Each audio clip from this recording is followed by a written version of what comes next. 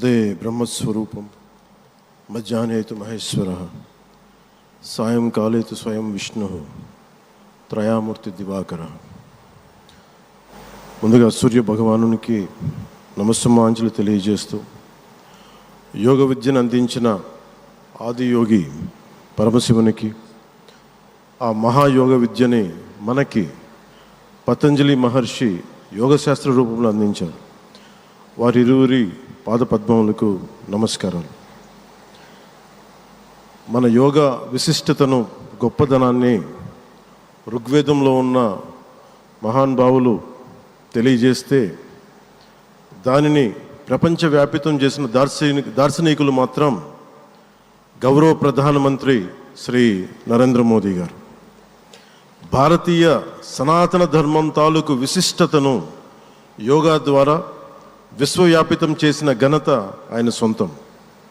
యోగా సాధకులు ఎంతటి దృఢచిత్తాన్ని కలిగి ఉంటారు, ఒత్తిడి జయించి సంకల్ప సాధకులుగా ఎలా నిలబడతారన్న దానికి కూడా మన గౌరవ ప్రధాని శ్రీ మోదీజీ గారు నిలువెత్తు ఉదాహరణ. ప్రపంచ యోగా దినోత్సవం యావత్ భారతవానికి, భారతీయులకి దక్కిన గౌరవం. సరిగ్గా ఒక 2014లో అప్పుడే ఐక్యరాజ్య సమితిలో గౌరవ ప్రధానమంత్రి మోదీ గారు ప్రవేశపెట్టినప్పుడు దాదాపు 177 దేశాలు ఈ రెజల్యూషన్కి మద్దతు పలికినాయి. ఇంతమంది మద్దతుని కూడగట్టగలిగి ఈ రోజున మనకి 2015 నుంచి యోగా దినోత్సవం ప్రారంభమైంది.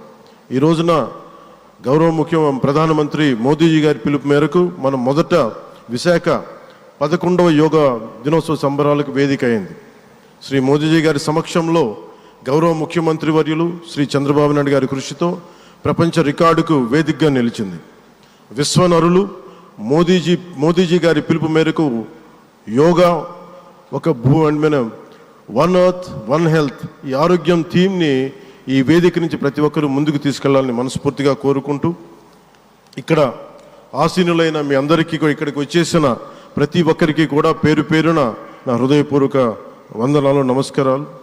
అలాగే గౌరవనీయులైన గవర్నర్ గారి శ్రీ అబ్దుల్ నజీర్ జీ గారికి, గౌరవ ముఖ్యమంత్రి శ్రీ నారా చంద్రబాబు నాయుడు గారికి, civil aviation minister Kinjarapu Rammohan Naidu గారికి, అలాగే మనకి Ayush minister of state independent charge Shri Prataprao Jadhav గారికి, అలాగే వేదిక పైన ఉన్న ప్రతి ఒక్కరికి, గౌరవ కేంద్ర మంత్రివర్యులకి, రాష్ట్ర మంత్రివర్యులకి, ప్రతి ఒక్కరికి పేరు పేరున ధన్యవాదాలు తెలియజేసుకుంటూ సెలవు తీసుకున్నాను. జై భారత్, జై హింద్.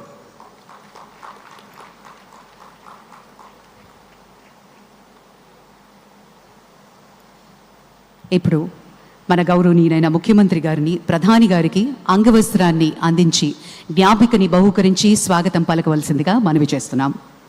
శ్రీ లక్ష్మీ నరసింహస్వామి సాక్షిగా ఈనాటి యోగాంధ్ర కార్యక్రమం సరికొత్త రూపం దాల్చి సరికొత్త రికార్డ్